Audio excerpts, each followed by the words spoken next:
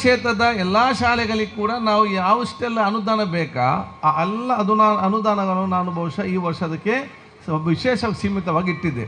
ಹೇಗೆ ಇಟ್ಟಿದ್ದೇನೆ ಯಾಕೆಂತ ಹೇಳಿದರೆ ಕೆಲವರು ಕೇಳ್ತಾರೆ, ಯಾಕೆಂದರೆ ಇಲ್ಲಿಗೆ, ಕಿನ್ಯಾಕ್ಕೆ, ಕಲ್ಕಟ್ಟಕ್ಕೆ, ಅರ್ಕಾರಿ ಬಡಪಿಗೆ, ಬಹುಶಃ ರಾಜಗುಡ್ಡೆಗೆ ಎಲ್ಲ ಶಾಲೆಗೆ ಎಲ್ಲೆಲ್ಲ ಬಹುಶಃ ನಮಗೆ ಸ್ವಲ್ಪ ಶೀತಲ ವ್ಯವಸ್ಥೆ ಇತ್ತ ಅಲ್ಲಿ ಎಲ್ಲರಿಗೂ ಕೂಡ ನಾವು ಇವತ್ತು ಅನುದಾನ ಬಿಡುಗಡೆ ಮಾಡಿದ್ದೇವೆ. ಹೇಗೆ ಅಂತ ಹೇಳಿದರೆ, ನನಗೆ ರಸ್ತೆಗೆ ಬಂದಂಥ ಸುಮಾರು 3.5 ಕೋಟಿ ಅನುದಾನವನ್ನು ನಾನು ಹೇಳಿದೆ, ರಸ್ತೆ ಎಲ್ಲ ಮತ್ತೆ ಮಾಡುವ ತೊಂದರೆ ಇಲ್ಲ, ಶಾಲಾ ಮಕ್ಕಳಿಗೆ ನಾವು ಶಾಲಾ ಕೊಠಡಿಯನ್ನು ಪ್ರಪ್ರಥಮ ಕೊಡಬೇಕಂತೇಳಿ ರಸ್ತೆಗೆ ಬಂದ ಅನುದಾನ ಎಲ್ಲ ಇವತ್ತು ಶಾಲೆಗೆ ಇಟ್ಟು ನಾನು ಇವತ್ತು ಆಗುವಂಥದ್ದು. ಆದಾಗ ನಾನು ತೀರ್ಮಾನ, ಪ್ರತಿ ವರ್ಷ ಕೂಡ ನನಗೆ ಇಷ್ಟು ಕೋಟಿ ಬಂದದ್ದಲ್ಲಿ ಒಂದು ಅಂಶವನ್ನು ಆ ರಸ್ತೆ ಬಿಟ್ಟು ಶಾಲಾ ಕಟ್ಟಡಕ್ಕೆ ಅದು ಸೀಮಿತ ಮತ್ತು ಶಿಕ್ಷಣಕ್ಕೆ ಸೀಮಿತ ಕೊಡುವಂಥ ಕೆಲಸ. ಇವತ್ತು ನನ್ನ ಕ್ಷೇತ್ರದ ಎಲ್ಲ ಗ್ರಾಮದಲ್ಲಿ ಬಹುತೇಕ ಎಲ್ಲ ಇವತ್ತು ಹೈಸ್ಕೂಲ್ ಇವತ್ತು ಆಗಿದೆ. ಎಲ್ಲ ಹೈಸ್ಕೂಲು ಕೂಡ ಇವತ್ತು ಅತ್ಯುತ್ತಮವಾದ ಒಂದು ಮೂಲಭೂತ ಸೌಕರ್ಯದ ಒಂದು ಪರಿಸ್ಥಿತಿಯಾಗಿ ಇವತ್ತು ಯಾವುದೇ ನನ್ನ ಕ್ಷೇತ್ರ ವ್ಯಾಪ್ತಿಯ ನೀವು ಯಾವುದೇ ಹೈಸ್ಕೂಲಿಗೆ ಹೋಗಿ ಬಹುತೇಕ ಎಲ್ಲಿಯೂ ಕೂಡ ಕೊರತೆ ಅಂತ ಎಲ್ಲಿಯೂ ಕೂಡ ಇವತ್ತಿಲ್ಲ.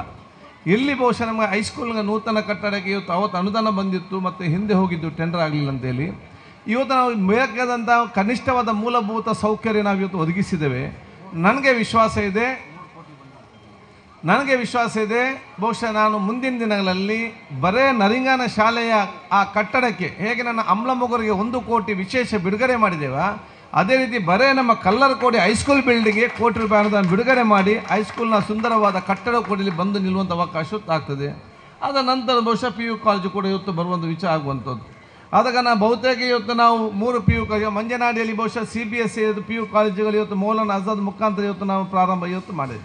ಸೊ ನನ್ನ ಕ್ಷೇತ್ರದ ರಸ್ತೆ ಕೂಡ ಕಡಿಮೆ ಆಗ್ಬೋದು, ಆಗಬಾರ್ದು, ಕುಡಿಯೋ ನೀರು, ಶೈಕ್ಷಣಿಕ, ಆರೋಗ್ಯ ಕ್ಷೇತ್ರಕ್ಕೆ ಸಂಬಂಧಪಟ್ಟಂತೆ ಕನಿಷ್ಠ ಮೂಲಭೂತ ಸೌಕರ್ಯ ಏನಿದ್ದು ಬೇಕಾ ಅದನ್ನು ಬಹುಶಃ ನನಗೆ ಇವತ್ತು ಈ ಒಂದು ಕಲ್ಲರಕೋಡಿ ಇವತ್ತು ಪ್ರದೇಶ ಇದು ಬಹುಶಃ ಅತ್ಯಂತ ನಮ್ಮ ಮಂಗಳೂರು ನಗರದಿಂದ ಇವತ್ತು ಕೇರಳದ ಗಡುವಿನಲ್ಲಿರುವಂಥ ಅತ್ಯಂತ ತೀರದ ಒತ್ತು ಕುಗ್ರಾಮ ಮತ್ತು ಹಿಂದುಳಿದಂಥ ಒಂದು ಗ್ರಾಮ.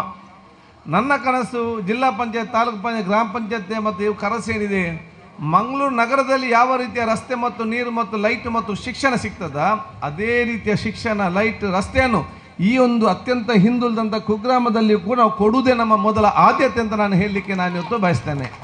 ಆದ ಕಾರಣ ಯಾಕೆಂತ ಹೇಳಿದರೆ ಅದರ ಉದ್ದೇಶ ಏನು, ನಾನು ಇಲ್ಲಿ ಉತ್ತಮವಾದ ವ್ಯವಸ್ಥೆ ಮಾಡಿದರೆ ನಿಮ್ಮ ಮಕ್ಕಳು ಇವತ್ತು ದೊಡ್ಡವರಾದ ನಂತರ ಎಲ್ಲಿ ಯಾರು ಕೂಡ ಹೋಗಿ ನಗರದಲ್ಲಿ ಸೆಟ್ಲ್ ಆಗೋದಿಲ್ಲ.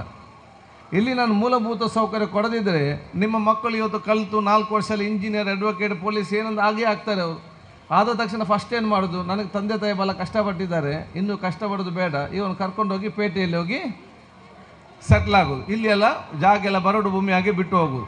ಆದ ಕಾರಣ ನಾವು ಉತ್ತಮವಾದ ವ್ಯವಸ್ಥೆ ಇಲ್ಲಿ ಕೊಟ್ಟರೆ ಇಲ್ಲಿ ಯಾರು ಬಿಟ್ಟು ಅವ್ರು ಇಲ್ಲೇ ಇರ್ತಾರೆ, ಅವ್ರ ಊರು ಇರ್ತದೆ, ಗದ್ದೆ ಬೆಳೀತದೆ ಎಲ್ಲೋ. ಆದ ಕಾರಣ ನಗರ ಮಟ್ಟದ ವ್ಯವಸ್ಥೆಯನ್ನು ಗ್ರಾಮೀಣ ಮಟ್ಟದ ವ್ಯವಸ್ಥೆಗೆ ಮುಟ್ಟಿಸುವುದೇ ಅದು ನನ್ನ ಮೊದಲ ಇವತ್ತು ಆದ್ಯತೆ. ಆ ಕೆಲಸ ನಾವು ಇಲ್ಲಿ ಎಲ್ಲ ಗ್ರಾಮಕ್ಕೆ ಕೂಡ ಮಾಡಿ ಕೊಡ್ತೇವೆ ಅಂತ ಹೇಳಲಿಕ್ಕೆ ನಾನು ಇವತ್ತು ಬಯಸ್ತೇನೆ.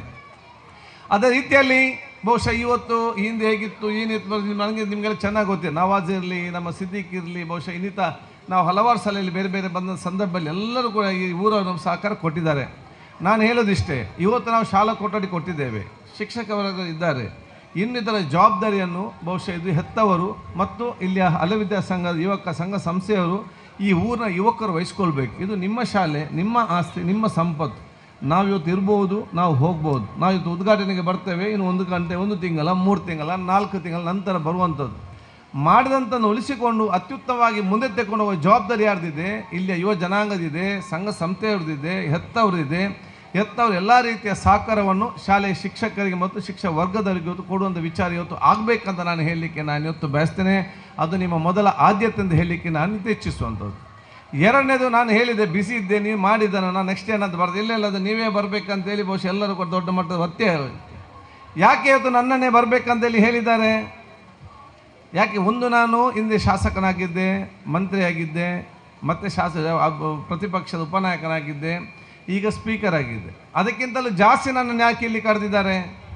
30-35 ವರ್ಷಗಳ ಹಿಂದೆ ನಿಮ್ಮಾಗೆ ಕೂಡ ನಾನು ಅಲ್ಲಿ ಕೂತ್ಕೊಂಡು ಬೇರೆ ಬೇರೆ ಕಾರ್ಯಕ್ರಮವನ್ನು ನಾನು ಇವತ್ತು ಭಾಗವಹಿಸಿ ನೋಡ್ತಾ ಇದ್ದೆ.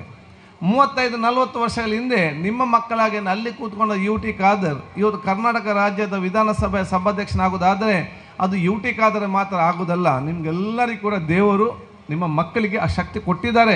ಅವರು ನಮಗಿಂತ ದೊಡ್ಡ ಜನಕ್ಕೆ ಸ್ಥಾನಕ್ಕೆ ಹೋಗಬೇಕಂತೇಳಿ ನಮ್ಮ ಪ್ರೇರಣೆಯಾಗಿ ನಿಮ್ಮ ಮುಂದೆ ನಿಲ್ಲಿಸಿದ್ದಾರೆ ಅಂತ ಹೇಳಲಿಕ್ಕೆ ನಾನು ಇವತ್ತು ಬಯಸುವಂಥದ್ದು. ಆದಾಗ ನೀವು ಅಲ್ಲಿ ಕೂತ್ಕೊಂಡವರು ನಮ್ಮನ್ನು ನೋಡಿ ಸಂತೋಷ ಪಡೋದಲ್ಲ, ನಮಗಿಂತ ದೊಡ್ಡ ಸ್ಥಾನಕ್ಕೆ ಹೇಗೆ ಹೋಗಬೇಕು ಎಂಬ ಆಲೋಚನೆ ಛಲನ ಹೊತ್ತುಕೊಂಡು 15, 20, 25 ವರ್ಷಗಳಲ್ಲಿ ನಿಮ್ಮ ವ್ಯಕ್ತಿತ್ವ ರೂಪಿಸಿಕೊಂಡು ಅತ್ಯಂತ ದೊಡ್ಡ ಸ್ಥಾನಕ್ಕೆ ಹೋಗಿ ಈ ಊರಿಗೆ, ರಾಜ್ಯಕ್ಕೆ, ನಿಮ್ಮ ಕುಟುಂಬಸ್ಥರಿಗೆ, ಮಿತ್ರರಿಗೆ, ಸರ್ವರಿಗೆ ಕೂಡ ಗೌರವ ತರುವುದ ಕೆಲಸ ನಿಮ್ಮೆಲ್ಲಿಂದ ಆಗಬೇಕಂತ ಹೇಳಲಿಕ್ಕೆ ನಾನು ಇವತ್ತು ಇಚ್ಛಿಸುವಂಥದ್ದು. ಆದ ಕಾರಣ ಈ ರೀತಿಯ ದೊಡ್ಡ ಮಟ್ಟದ ಒಂದು ಶೈಕ್ಷಣಿಕ ಕ್ರಾಂತಿ ಪ್ರದೇಶದಲ್ಲಿ ಆಗಲಿ, ಬಹುಶಃ 93%, ಕೆಲವರು 100% ಮಾರ್ಕ್ ತೆಗೆದಿದ್ದಾರೆ. ಈ ಒಂದು ಗ್ರಾಮೀಣ ಮಟ್ಟದಲ್ಲಿ ಬಹುಶಃ ಈ ಒಂದು ಮೂಲಭೂತ ಕೊರತೆ ಇದ್ದರೂ ಕೂಡ ಅತ್ಯುತ್ತಮವಾದ ಮಾರ್ಕ್ ಪಡೆದರೆ ನಿಮ್ಮ ಇವತ್ತು ಈ ವಿದ್ಯಾರ್ಥಿನಿ ಎಲ್ಲರಿಗೂ ಒಂದು ಪ್ರೇರಣೆ ಮತ್ತು ಮಾದರಿ. ಅದು ಸವಲತ್ತಲ್ಲ, ಮಕ್ಕಳ ಇಚ್ಛಾಶಕ್ತಿ ಅದಕ್ಕೆ ಪ್ರಮುಖವಾದ ಆದ್ಯತೆ ಅಂತ ಹೇಳಲಿಕ್ಕೆ ನಾನು ಇವತ್ತು ಬಯಸ್ತೇನೆ. ನನಗೆ ಕೊಣಾಜೆಯಲ್ಲಿ ಈಗಲೂ ಕೂಡ ನೆನಪಿದೆ. ಕೊಣಾಜೆಯಲ್ಲಿ ನಾವು ಹೈಸ್ಕೂಲ್ ಸ್ಯಾಂಕ್ಷನ್ ಆಯಿತು. ಪ್ರಭಾಕರಲ್ಲಿದ್ರಾ? ಒಂದಂಗಲಿದ್ದು ಹೈಸ್ಕೂಲ್ ಸ್ಯಾಂಕ್ಷನ್ ಮಾಡಿದ್ದೆವು. ಕಟ್ಟಡ ಇಲ್ಲ, ನಮ್ಮ ಹತ್ರ ಕ್ಲಾಸ್ ರೂಮ್ ಇಲ್ಲ, ಕಟ್ಟಡ ಏನಿಲ್ಲ. ಮಂಗಳ ಯುವಕ ಮಂಡಲದಲ್ಲಿ ಒಂದು ಕ್ಲಾಸ್ ರೂಮ್ ಆಯಿತು. 8th ಸ್ಟ್ಯಾಂಡರ್ಡ್ ಒಂದು ಕ್ಲಾಸ್ ಮಂಗಲ. 9th ಸ್ಟ್ಯಾಂಡರ್ಡ್ ಓಪನ್ ಮಾಡಲಿಕ್ಕೆ ಏನಾಗ್ತದೆ ನಮಗೆ? 10th ಜಾಗ ಇಲ್ಲ. ಹೊರಗಡೆ ನಾವು ತಟ್ಟಿ ಹಾಕಿದ್ದೆವು. ಹೊರಗಡೆ ಮಡಲ್ನ ತಟ್ಟಿಯನ್ನು ಹಾಕಿ ಅಲ್ಲಿ ಕಲಿತು ಆವಾಗ ಏನಾಯ್ತು ಅಂತ ಹೇಳಿದರೆ, ಎಲ್ಲಿ ಬಿಲ್ಡಿಂಗ್ ಇತ್ತು ಅಲ್ಲಿಗೆ ಮಾರ್ಕ್ ಬರಲಿಲ್ಲ. ಈ ತಟ್ಟಿ ಶಾಲೆ ಕಲಿತ ಮಕ್ಕಳಿಗೆ 100ಕ್ಕೆ 100 ಮಾರ್ಕ್ ಪಡೆಯುವಂಥ ಕೆಲಸ ಇವತ್ತು ಆಗಿದೆ ಅಂತ ಹೇಳಲಿಕ್ಕೆ ನಾನು ಇವತ್ತು ಬಯಸ್ತೇನೆ. ತದನ ಈಗ ಅದಕ್ಕೆ ಎಲ್ಲ ರೀತಿಯ ಕಟ್ಟಡ ಮೂಲಭೂತ ಮಾದರಿಯಾಗಿರುವಂಥ ಒಂದು ಹೈಸ್ಕೂಲ್ ಇವತ್ತು ಅಲ್ಲಿ ಇವತ್ತು ಆಗಿದೆ. ಅದಕ್ಕಾಗಿ ನಾನು ಹೇಳ್ತೇನೆ, ಹೆತ್ತವ್ರಿಗೆ ಹೇಳುವಂಥದ್ದು ಅದಿಲ್ಲ ಇದಿಲ್ಲ ಅದೆಲ್ಲ ನೆಕ್ಸ್ಟ್ ಅದಾಗುವ ಟೈಮಲ್ಲಿ ಆಗ್ತದೆ. ನೀವು ಯಾವುದು ಕೂಡ ನಿಮ್ಮ ಮಕ್ಕಳ ಕಲಿಕೆಗೆ ಅಡ್ಡ ಬರೋದು ಯಾವುದೇ ವಿಚಾರ ಆಗಬಾರ್ದು.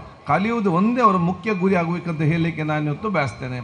ಅದಕ್ಕಾಗಿ ನಮಗೆಲ್ಲ ನನ್ನ ಅಭಿನಂದನೆ ಶುಭಾಶಯ ನಾನು ಇವತ್ತು ಸಲ್ಲಿಸಿಕೊಂಡು, ಬಹುಶಃ ನಾನು ಮತ್ತೊಮ್ಮೆ ಊರವರಿಗೆ, ಗ್ರಾಮ ಪಂಚಾಯತ್ ಅಧ್ಯಕ್ಷರಿಗೆ, ಸದಸ್ಯರಿಗೆ, ಬಹುಶಃ ಎಲ್ಲ ಕಟ್ಟಡ ನಿರ್ಮಾಣ ಮಾಡಲಿಕ್ಕೆ ಸಹಕಾರ ಕೊಟ್ಟಂಥ ಪ್ರತಿಯೊಬ್ಬರಿಗೂ ಕೂಡ ನನ್ನ ಪ್ರೀತಿಪೂರ್ವಕ ಅಭಿನಂದನೆ ಶುಭಾಶಯ ನಾನು ಇವತ್ತು ಸಲ್ಲಿಸಿ, ನಿಮ್ಮೆಲ್ಲರ ಆಶೀರ್ವಾದ ಸಹಕಾರ ನಾನು ಇವತ್ತು ಬೇಡಿಕೊಂಡು ಮತ್ತೊಮ್ಮೆ ವಂದಿಸಿ ನನ್ನೆರಡು ಮಾತು ಮುಗಿಸ್ತೀನಿ. ಜೈ ಹಿಂದ್, ಜೈ ಕರ್ನಾಟಕ. ಮತ್ತು ಬಹುಶಃ ನಾನು ಶಾಸನ ಅಧ್ಯಕ್ಷರು ಊರವರೆಲ್ಲ ಇವತ್ತಿದ್ದಾರೆ. ಬೆಲ್ಗಾಮ್ನಲ್ಲಿ ನಾಲ್ಕು ಅಧಿವೇಶನ 9-26 ತನಕ ಇದೆ. ಒಂದು ದಿವಸ ಈ ಎಲ್ಲ ಮಕ್ಕಳನ್ನು ಮತ್ತು ಅವರ ಹೆತ್ತರನ್ನು ಕೂಡ ಇವತ್ತು ನೀವು ಆ ಒಂದು ಅಸೆಂಬ್ಲಿ ನೋಡಲಿಕ್ಕೆ ನೀವೆಲ್ಲ ಕರ್ಕೊಂಡು ಬರಬೇಕು. ಅಲ್ಲಿ ಬೇಕಾದ ವ್ಯವಸ್ಥೆಯನ್ನು ನಾನು ಖಂಡಿತವಾಗಿ ನಾನು ಮಾಡಿ ನಿಮಗೆಲ್ಲ ಕೊಡ್ತೇನೆ ಅಂತ ಹೇಳಲಿಕ್ಕೆ ನಾನು ಇವತ್ತು ಬಯಸ್ತೇನೆ ಅಂತ ಹೇಳಿ. ಯಾಕಂದರೆ ಹೇಳಿ ಇವರೆಲ್ಲರಿಗೂ ಅದು ಬರೇ ವಿಧಾನಸೌಧ ಒಂದು ಕಲಾಪಗಳು ಒಬ್ಬರು ಶ್ರೀಮಂತರಿಗೆ, ಅನುಕೂಲಸ್ಥರಿಗೆ, ಅಲ್ಲಿ ಹೋಗ್ಲಿಕ್ಕಿದ್ದವರಿಗೆ ಮಾತ್ರ ಅಲ್ಲ, ಅಲ್ಲಿಗೆ ಹೋಗ್ಲಿಕ್ಕೆ ಯಾರಿಗೆ ಆಗೋದಿಲ್ಲ ಅವ್ರಲ್ಲಿ ಕರ್ಕೊಂಡು ಹೋಗಿದ್ದು ನಿಮಗೂ ಕೂಡ ಇದೆ ಅಂತ ತೋರಿಸುವಂಥ ಕೆಲಸದ ಮೂರವರ ಜವಾಬ್ದಾರಿ ಅಂತ ನಾನು ಹೇಳಿಕೊಂಡು ನಿಮಗೆಲ್ಲ ನನ್ನ ವಂದಿಸಿ ನಿಮ್ಮೆಲ್ಲರ ಆಶೆ ಬೇಡಿಕೊಳ್ತಾ ಮಾತು ಮುಗಿಸ್ತೀನಿ. ಜೈ ಹಿಂದ್.